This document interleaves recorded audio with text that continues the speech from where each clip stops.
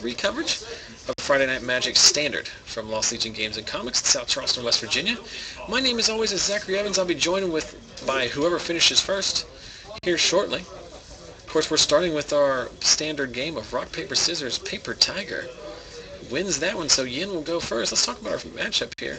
On the left, we got Yen-shyang playing his faithful Jund Midrange deck. And on the right, James Ferris. I played against James at a neighboring store a couple years ago, actually. But he's recently moved to the area, and good to see him. This is the first time he's played on our stream. And he is playing what he said is kind of a in-between of Naya Humans or Naya Blitz, his own take on the archetype. So we'll see how it goes. I would think in a vacuum, Yen is probably a huge favorite in this since his deck is entirely removal. But we will see how it goes. Looks like both players are sending back their opening 7 for a fresh 6. While we've got this opportunity, you saw everybody start the game with rock, paper, scissors. You want to win your own play set. It's very simple. Go to our Facebook page, facebook.com/ZachSellsMagic. If you go to ZachSellsMagic.com, it will redirect you there. While you're there, go ahead and bookmark the page and like it.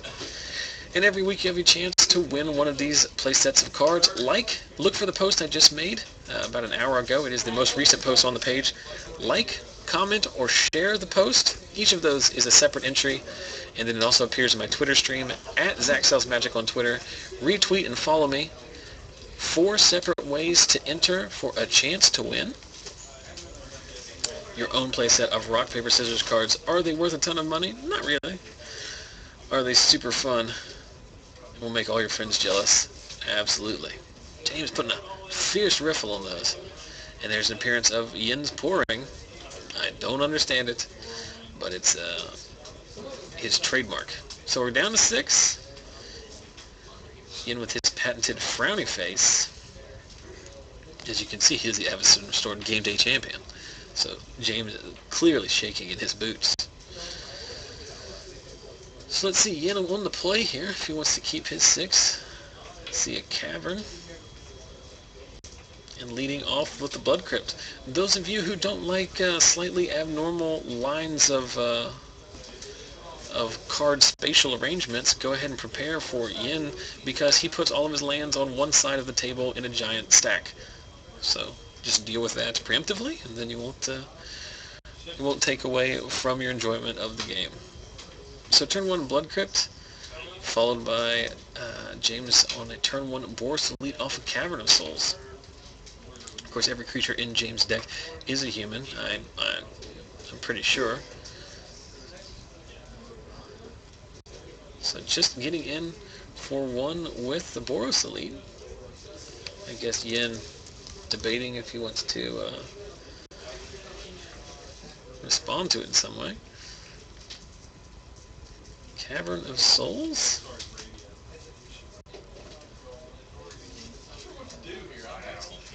Let's see what he named.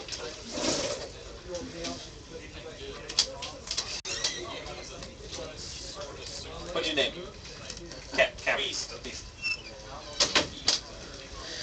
Cavern naming Beast. Yen running main deck Duress, which is interesting. We see a Hamlet Captain and lands and all dudes. So Duress and misses. We do see a Searing Spear in Yen's hand along with the Liliana of the Veil, which is going to be pretty good if he can get his mana base online. Currently he cannot cast the Olivia because of the random Cavern of Souls. Boros Elite getting in by itself.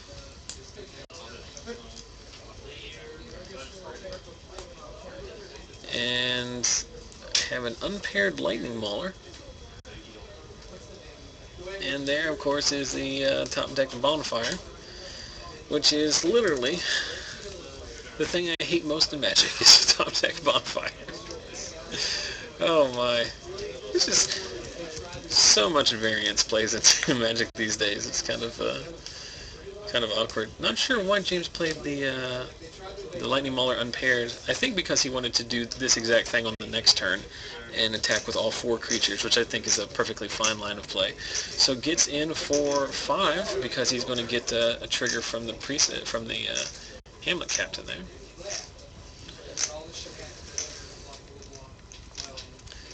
see if I can bring that up for you.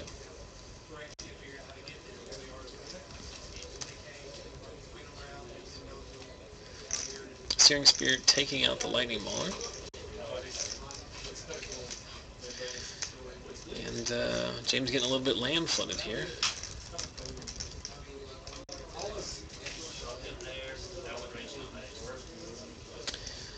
Yen tapping low for a Huntmaster? It is in fact a Huntmaster.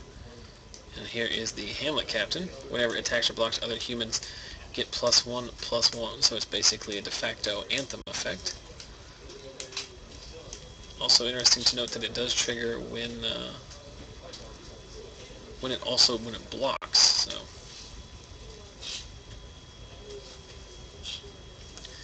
Blood Crypt comes into play tapped, chooses not to play any spell, and is going to take out the Champion of the Parish that James had added to the board.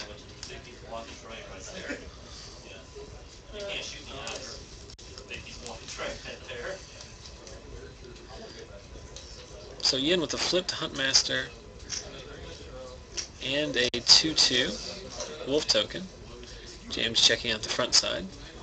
Not sure what he was getting clarification on, but we see him tapping low here for Gavany, Riders of Gavany.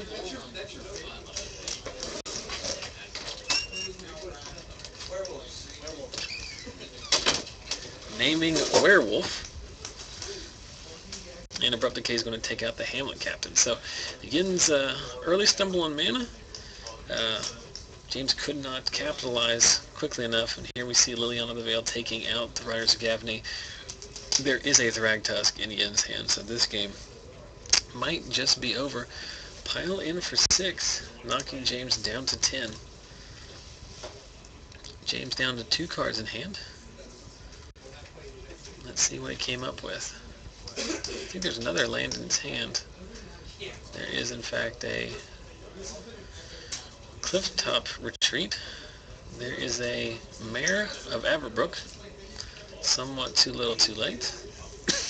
Yen separating his lands into Wolf Run Pile and the rest. So he's representing 6 on board. He can pump up to 10. He has lethal on board here. So might want to go ahead and attack.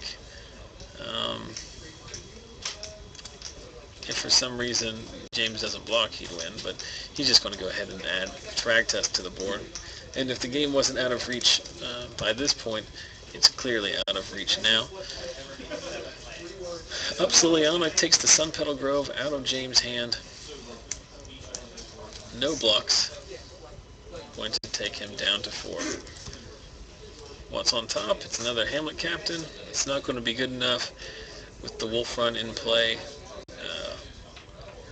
Yen's going to be able to trample over 4 enough. He's going to pass, flip his Mare. He's going to sack Liliana out and just attack for the win. And that's going to be enough. So, like I said, early mana stumble from Yen. James couldn't capitalize on it, or I should say a bonfire off the top, helping Yen dig out of that one. And then Huntmaster and Thragtusk, too much for the humans deck to answer. So Yen-shyang winning, whoops, that's bad production value. Yen-shyang wins game 1. We move to the sideboard, see if we can figure out what's going on here. See if anything's going on in the chat. Chat saying that as long as Yen doesn't put his lands in the front, they don't mind. So looks like Vraska's coming out, Duress is coming out. An interesting choice. Our metagame is relatively control heavy, so Duress main is usually pretty good against the numerous control and flash decks. Looks like he's also taking out Deathrite Shamans, Underworld Dreams, which are main, and the Duresses. Bring in Golgari Charms, Dreadbores, Garrick Relentless, so just a pile of removal. Looks like a couple Tragic Slips. So if Yen wasn't a heavy favorite in Game 1, he's going to be an even bigger favorite in Game 2. Can't see what James is bringing in.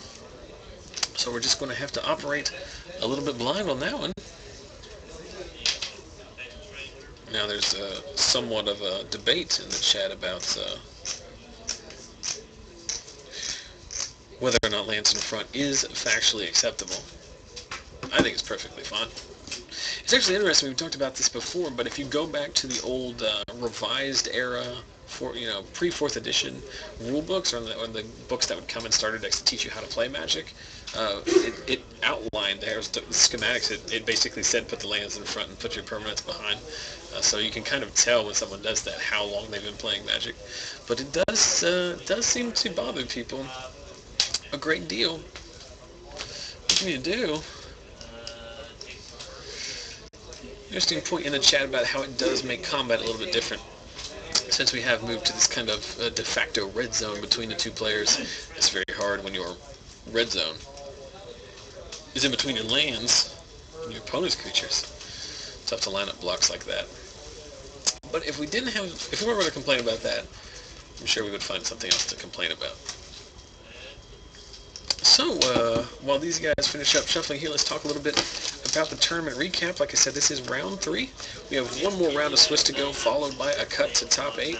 Just 20 runners tonight. We've still got 18 in the tournament. Both of these players are on 2 wins. They are 2-0. The other 2-0 match is Brett Rose playing Gruul Aggro, the Saito deck, versus Jonathan Wright playing American Flash. One other 6-point player, Brandon Hart, who we just saw last round, who's playing Bant Hexproof. So 5 players on 6 points, and then a ton of people at 3 points. So still anybody's game when there's this few people. Sometimes a 2-2 even sneaks into the top 8, depending upon how the matches play out. Hopefully someone will finish quickly and come in here to join me on commentary. Check out what's going on in the chat. Nothing. Nothing at all. So guys, remember, if you're watching this live and you haven't already, click the follow button above your video window. It used to be on the left in the old Twitch format, but I know they have switched to a new channel design, so it might not be there. But look for the follow button, click it. Doesn't cost you a red cent. That will subscribe you to our channel, and then it will send you an email notification anytime our stream goes live. So obviously, if we're doing FNM, you know when and where to come check us out. But if we do something unplanned, like one of our Wednesday night Modern or Legacy events, Thursday night draft, or like last week's Saturday Star City Game Invitational Qualifier, it will send you a reminder so you can drop whatever you're doing and rush to your computer and watch locals in West Virginia play net decks. So James on the play this round, but he starts with a turn 1 tapped Temple Garden. Really hopes his deck really wants to start off with a Champion of the Parish or a Boros Elite. So Cavern on Humans. There is a Champion of the Parish, which he clearly just drew. It's kind of the biggest tell in the history of Magic. Otherwise, he would have played it last turn, I'm sure.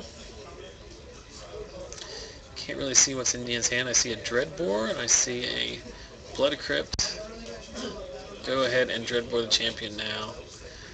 Dreadbore, a great card, but it is a sorcery, so you have to use it on your turn. Nice foil Clifftop Retreat here. See how what James adds to the board. Burning Tree Shaman triggers, adding red and green to his pool for a Mare of Aberbrook. Seems like a pretty good turn. Obviously, could have done that last turn, but wanting to lead with the champion, hopefully buffing it up to a 3-drop, or a 3-power creature, I should say. Yen with the Blood Crypt in his hand, a Huntmaster of the Fells. Hey, Yen very angrily playing his lands today, but having a good time, it sounds like. Laughing out there. So a Bonfire for 1 cast the hard way takes out the Mare. The Mare would be very difficult for Yen to deal with if it does flip and he doesn't have an immediate answer. And there is a Frontline Medic. Would have been much better had it been on play. In play for last last round. Yen a little bit frustrated here, I think, because he does not have a green source of mana. He does have a Huntmaster in his hand and a lot of other business and Abrupt Decay, I see, but no green source, so we're going to pile in for 5 here. From the Medic and the Emissary. I may have called that a Burning Tree Shaman. I do that a lot.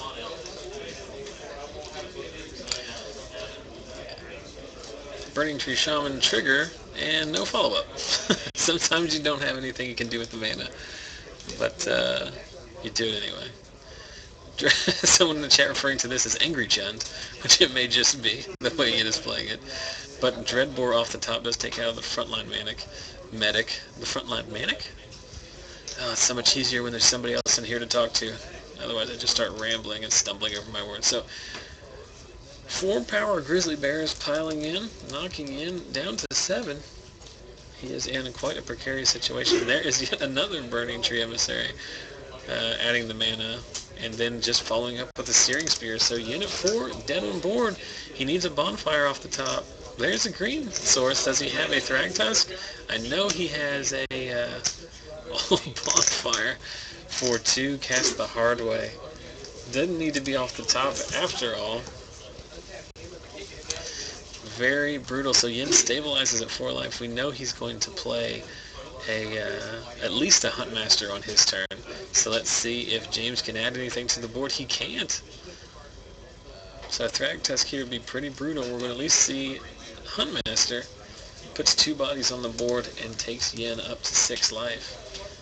End of turn, something happening here. Boros Charm Yen in response to the trigger seems very good. Oh, that was pretty good.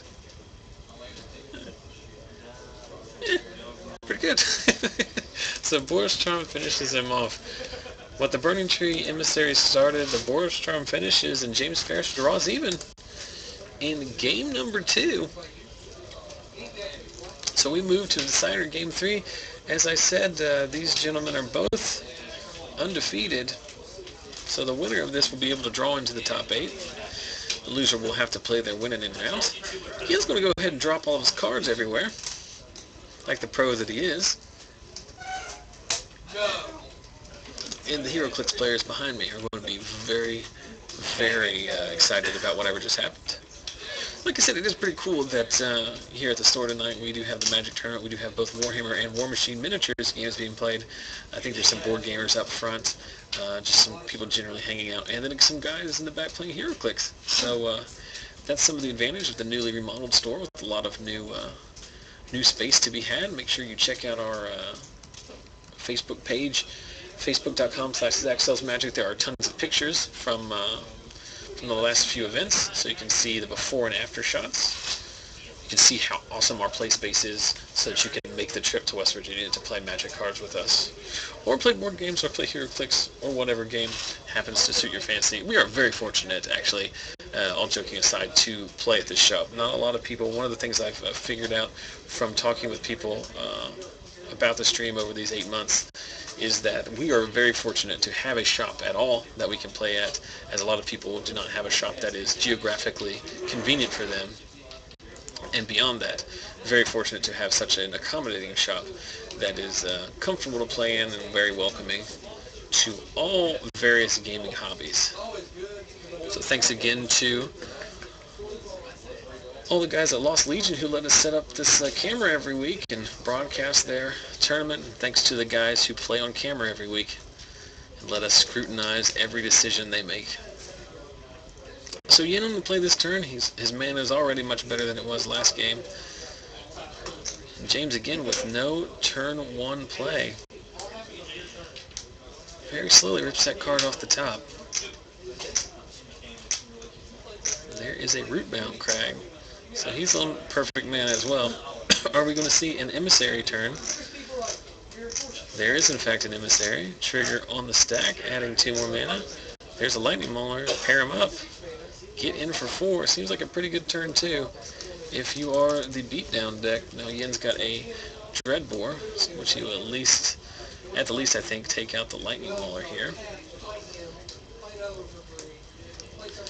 See what else he might have in stock.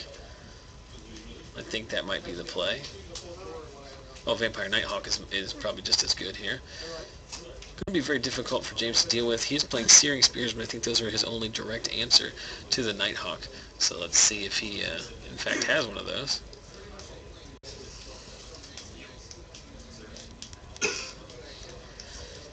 James hasn't played his third land yet, so indicating he might be, well, nope. Of course, before I can finish my thought, he does play the Sacred Foundry tapped. Mayor of Averbrook comes down. And he's just going to send him.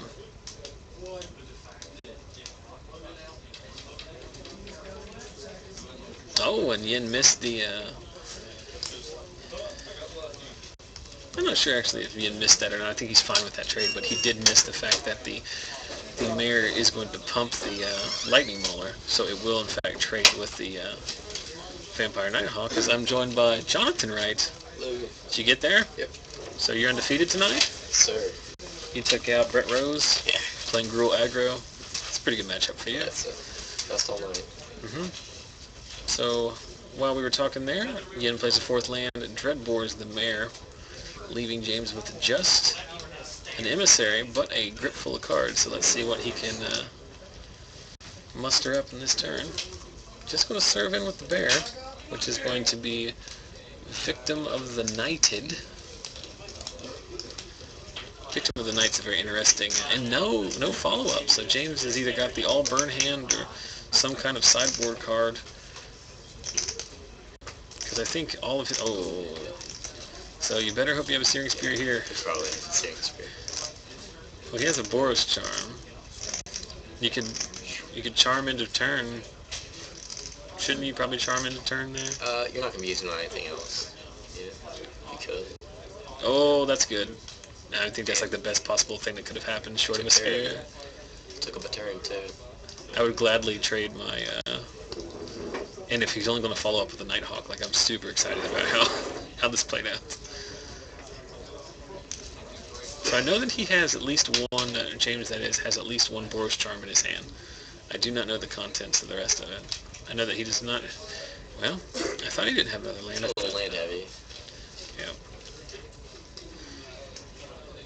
He won last game pretty emphatically and never played a fourth land. Yeah, that happens. Yeah, to be fair, Yen also got stuck on no green mana for 4 lands, but there is a mare. Mare by itself will just win a game if you can't deal with it. Unfortunately for James, Yen is nothing if not all removal. So he's feeling confident enough to go ahead and attack with the Vampire Nighthawk. Puts him back up to 17. We know he has, I think he has at least an Abrupt Decay in his hand. Is this side of the mare werewolf too? Yes, both sides. Both sides are werewolf. There is Abrupt Decay taking out the mare. You have to kill the mare immediately. Did he have a Liliana in his hand? Seems interesting that you wouldn't use Liliana to do that. But, oh, I doubt he has Liliana because he could have done both in the same turn. There is a Hamlet Captain. It's deceptively good in this deck, actually. Especially when you have the Emissary being able to pop it out in the same turn, and Lightning Mauler. So Yen on the 10-turn clock plan here with the... So Boros Charm's going to take that out. Yeah, Boros Charm will trade with Liliana, but not before it takes out this Hamlet Captain. End of turn Boros Charm? You have to. There is a chance that he doesn't know that interaction, but I think he does. I've seen him play a few times. No, he's been playing forever. It's not like this is his first rodeo, but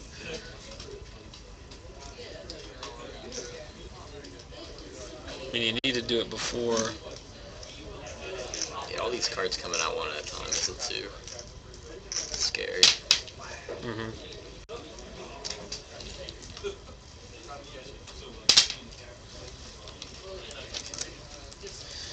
So this, Are these guys 2-0? Yep, these guys are undefeated. This is game 3. Yen won a lopsided game 1, and James won a lopsided game 2. He just pitched it.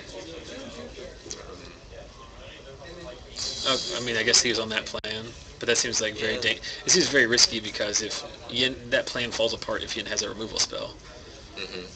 But And he could. I also don't know what the other cards in James' hand. 3 instead there. Yeah. True. Maybe he was just wanting to eat up a card in Yen's hand. Hoping he had an excess of removal.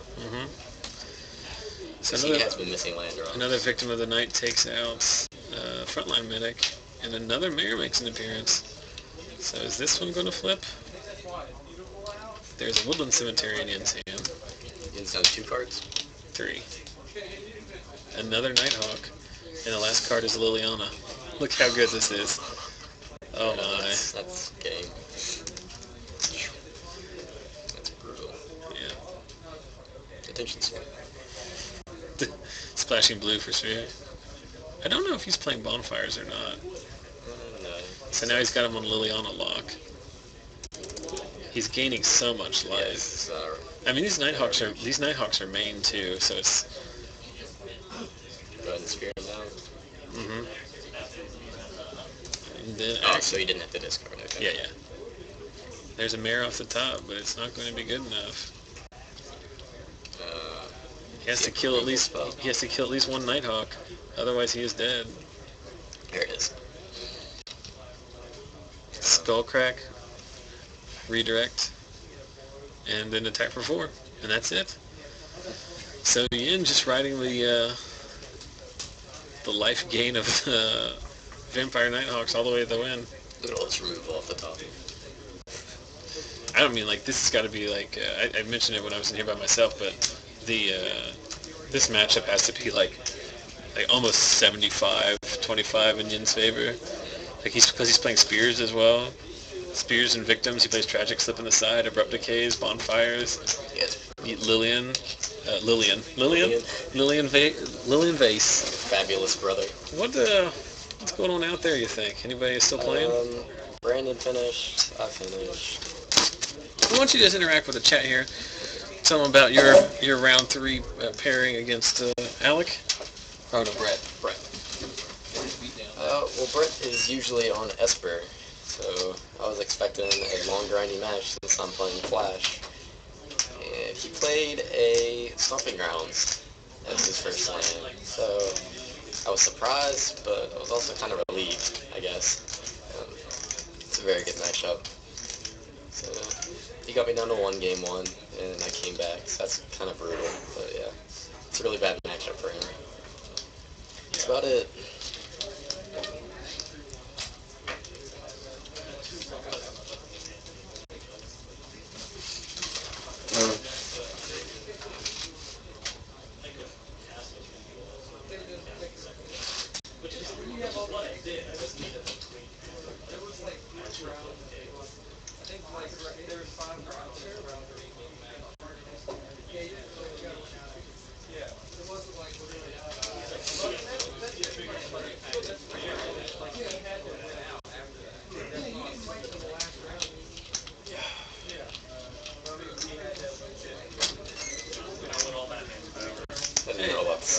You forgot what to say? I didn't have a lot to say.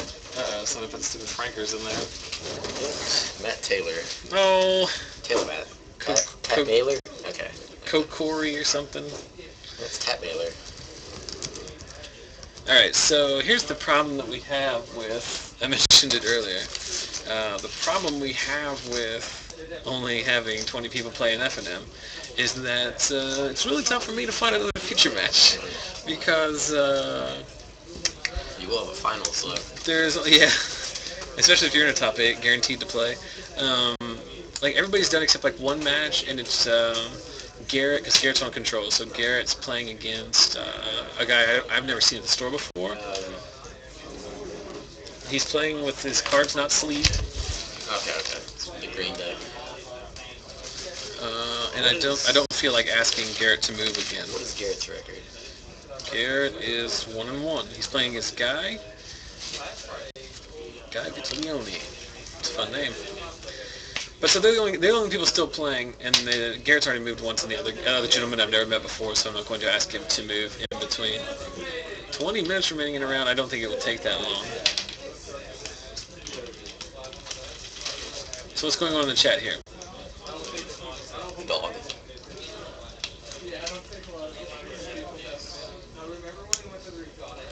I was talking about in the chat. It's unfortunate as Cole in the chat mentions that his local game store actually went out of business, and even though there's some around in the area, he has heard they're not as welcoming or convenient. Because I was saying, Jonathan, right, that we talk about this all the time, how fortunate we are to have a shop like Lost Legion to play at. Because right now, there's a Magic tournament going on. There's like 6 guys back here playing HeroClix, and apparently having a blast doing it because they're tearing it up. There's like War Machine and Warhammer. They're different. I don't know the details. War Machine is the least expensive one, I think, because they're all playing that. And then like there's people up the front just hanging out, doing whatever they're doing. Eating pizza. Eating pizza. I'll tell you what. Somebody went and got a Little Caesars pizza, not hot ready, like another pizza, like a real pizza, and I was very jealous because it looked really good, and I'm pretty sure there's no way I can get pizza by the time I leave here tonight. When I leave here, it's always like 12:30 or 1 o'clock, and we all know that only means one place is open. Taco Bell. I go there after every FNM. I do almost always too, and I'm tired of it. I've had it twice. There's a place downtown called Slice Pizza Company that's open, but if we ordered the food right now, we could go pick it up in 2 weeks. That's how slow it is. Really? Yeah, so I don't bother with them too much I ordered anymore. Chinese during this week, and it took them an hour and a half to get to my house. Down in the valley? And The one in the little in between? I never ordered from there. If I want Chinese food, we just go to Taste of Asia. okay. Yeah. But I never get Chinese food. I just always get like sushi or like some curry. I like a Thai curry. I like a nice yellow curry. So what's going on? So Jonathan, we got time to kill. We've already talked about the Magic, the Star City Games qualifier that we had here. It's a big success. How did you do? Awful. Awful. Awfully. How did your brother do? He played. I think he had a win and then he lost. So it was one of the rare times where Scotty Wright outperformed Jonathan Wright. That's a sick burn on Scotty because he's not here to defend himself. He is 2-0 or 3-0 at hometown right now. Yeah, Jonathan. So obviously Jonathan and Scott are brothers. Play here all the time. He's not my real brother. He's not your real brother. I had like a weird like thing going on, but that's why I did get like, yeah. So he goes to school in Marshall, which is like the next big town over, and they have an established shop there. I don't be supporting Marshall in here. It's clearly a safety school. It's high school. It's not a Marshall shirt. It is a Village on 6 shirt. Okay, I don't know what that is, but Marshall's a safety school. It's high school 2.0. Yeah. But anyway, but it's like super convenient for him. So he's only here like when he comes up to visit over the weekend. Yeah. So he's down there tearing it up. I don't know. I like hometown. I like it's a perfect example of how two shops can coexist because we kind of share a market, but not directly. Yeah. I mean, you can play at both. I used to play the other one. Then when I found out Lost Legion existed, I started coming up here because like I work in Charleston. Mm-hmm. But yeah, when they moved to South Charleston, it was a little closer, so we started going here. Yeah, it's much more convenient too. But yeah, so we already talked about that. We talked about World Magic Cup qualifier, which is tomorrow in DC, which a few of the guys here were qualified for, but it's like a very low EV tournament, like the winner take all to get on the national team thing. It's not really, but right now we do have the Star City Games Invitational itself. The first one of the season is being played right now in Atlanta. I think it's over by now because that's why our numbers have shot up a little bit. 9? Yeah, usually over at 9, I think. Yeah. But I know that's a pretty fun tournament to watch. So if you're looking for some Magic to watch tomorrow and Sunday, it's the entire tournament is a three-day long event, and it's a multi-format too, standard and legacy. 2 full days and then the finals on Sunday, along with other events in Atlanta. Pretty close. I have a couple friends that are playing in that event. Do not know how they are doing. Let's just assume they're winning. Cameron tried to do something in the chat, and it was broken HTML, so that didn't work. So let's talk a little bit about your American Flash deck. You've been playing American Flash since what? I don't know, the last 3 months since Sounds about right. since Gate Crash came out. Yep. What were you playing before that? Anything. You're playing something different every week, but you've settled on American Flash. We talked at length about how a few months ago we went to Star City, Cincinnati, and you finished in the top. You finished 24th, I think. 29th. 29th, top 32 finish with American Flash at the time-running Reckoners, or at the time-running Geist of St. Trap, Yeah, it was just Midrange. which nobody was prepared for because all the Reckoners were doing at the Pro Tour that same weekend. So you've basically been playing that archetype the entire time, but making switches in and out I've changed every week. So currently we're on a build that has Geists in the main. Board. In the board, what's in the main? Main deck is just the 2 Aurelia. No Reckoners. Geist, no Reckoners. Angel Geist, or Angel Snapcaster, and Augur of Bolus. No Assembled Legions anywhere in the 75. Oh my goodness. How do you win the game? They just Aurelia? Aurelia. What if they counter Aurelia? What if they kill It's Aurelia? a very grindy game. I mean, like, And I how do wait for you game win? 2. How do you win? Well, aggro decks, it's really just burn their creatures. Yeah, I mean, aggro deck, it doesn't matter. They can't counter it, and they can't really I kill need it. Geist for Esper. Mm-hmm. So those are the only alternate win conditions in the board, or the 3 guys. Do you have Jace in the board? No, Memory that's not depth? all. It changes into that mid-range deck. Okay. Because I was going to run that, but it wasn't very consistent. It was only good in certain matchups. So I figured I'd switch it to the board. I can't complain. I don't know anything about Standard. I don't even know what's good in Standard right now. I know for a period of time everybody got back on that Junk Reanimator deck with it's Crater still, Host, and then, but that's a very easy deck to hate out, and then, It's done its work. I don't know. It's still just a deck that casts big dudes. Rest in Peace is very tough for it to deal with. Right. And A lot of them have it sitting on main. yeah, well, I mean, I don't know. But that's just a deck that, like, it cannot beat that hexproof deck if it wanted to. It's just like the worst matchup. That was actually the finals of our Star City IQ, which the band Enchantments versus Junk Reanimator, and they split the cash and the packs, and then played for the invite, which was like perfect for Mike Robert to finish second because like he could never win that matchup. So basically, he just got free money in packs because he knew he was losing the invite. So. Yeah, it's actually pretty interesting. Going through the lists that are in the tournament tonight, we've got Gruul Aggro, Jund Midrange. Brian Gross is playing an interesting Bug Aggro deck. Yeah, cool. It's got Young Wolves and Experiment Ones at the 1-drop. It's got Strangleroot Geist. It's got Duskmail Seers at the high end. I'm forgetting some other stuff. It's got Dreg Manglers in it too, and it's got like Dimir Charm and some other like utility cards. That's very interesting. He was 1-1 and got paired up against Brandon Hart. So I imagine that doesn't go well. But Brandon's playing a deck that like I don't know. Brandon's just hoping that Garrett doesn't make the top 8 because like Garrett can handle. Let's play against Yen. Oh, the all removal bonfire. Bonfire. Yeah. I had the opportunity to test with him around Tuesday. The Bandit Hexproof deck. So you have your insight on what he was playing. Little Paraceline Tranquility Effect.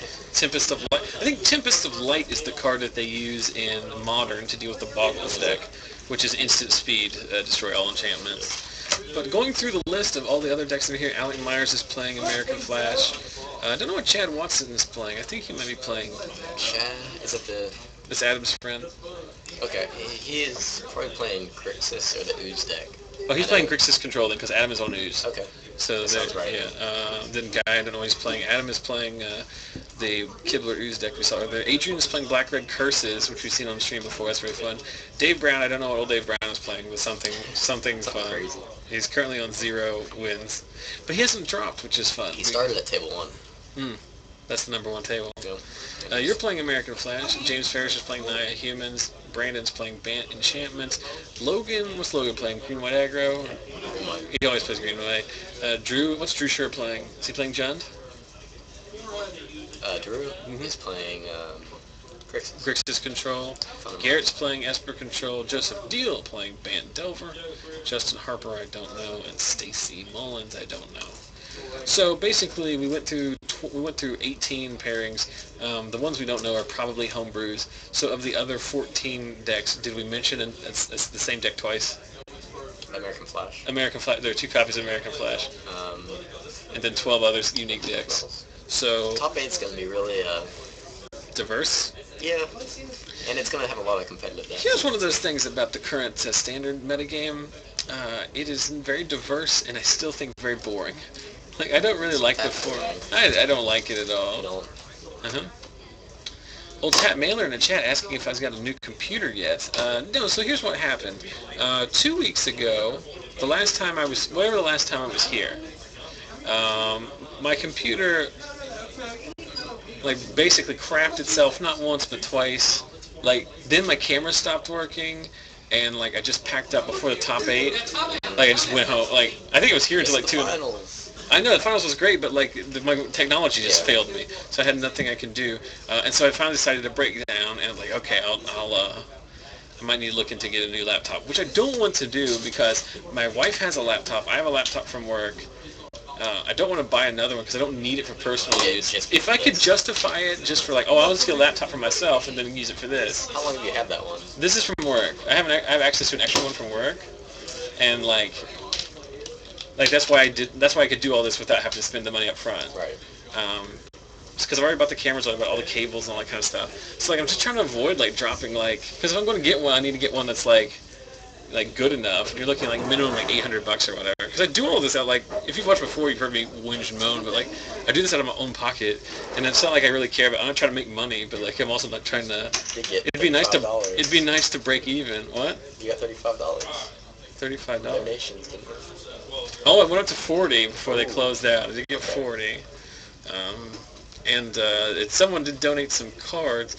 I got some cards, and I think I'm just going to just sell those and use those for, yeah. I guess that's a good way people could support if they wanted to. You got some cards you want to donate, you can hawk them on Yeah, like Allie did. Yeah, well, I gave all those away. That helped out a lot because you don't have to.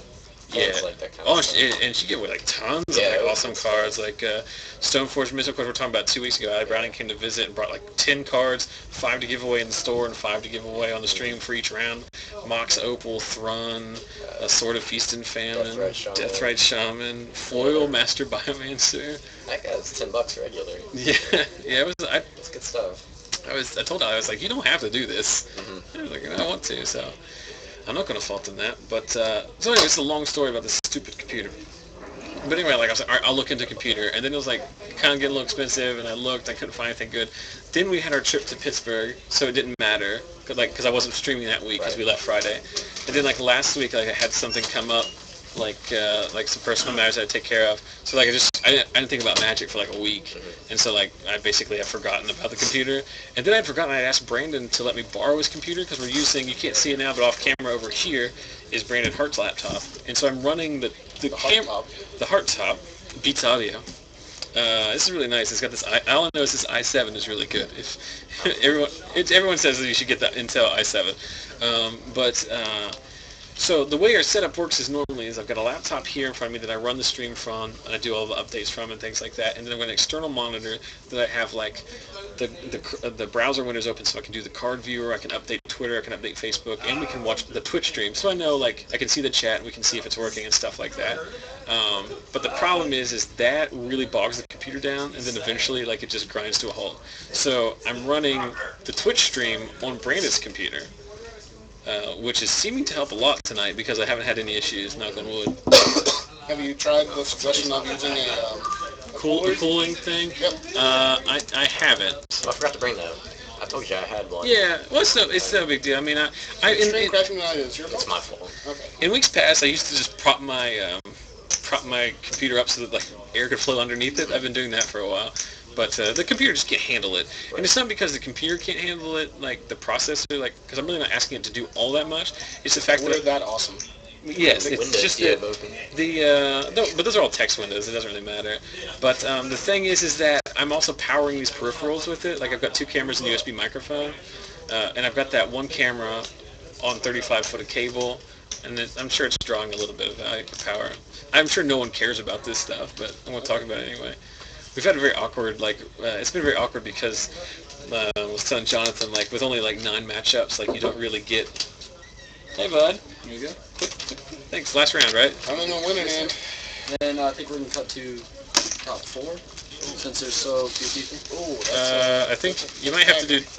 You might have to do top... I don't know. Top 6? No. What's the cutoff for top 8? I have no idea, but I wish we'd do a top 8 because I'm 2-1 right now. Yeah, usually I'll look into it. yeah, I think usually when you have this many people, you do top 8. But it's your event to run. Yeah. I would like to draw in.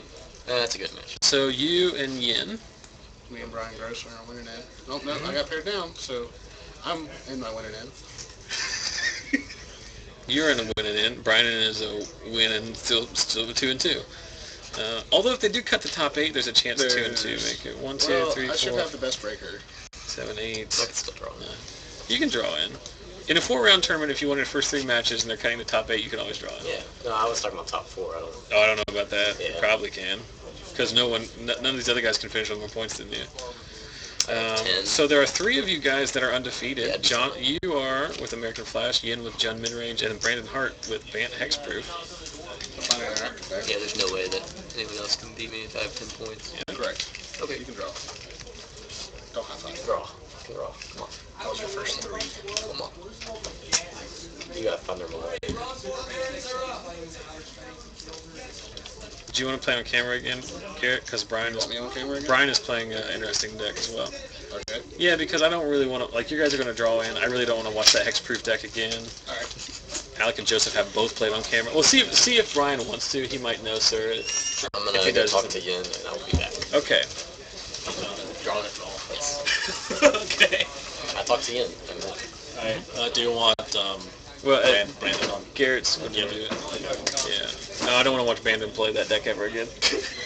I don't even know what he's playing. Tried to talk to him. Hexproof. Oh, shit. I Okay. knew somebody was going to show up. The deck's not very fun. I mean, you can play whatever you want. I'm not giving Brandon a hard time. I just don't want to watch it. I'm giving him a hard time. Okay. Matt Taylor also mentioning that we should have a chip-in set up for more donations.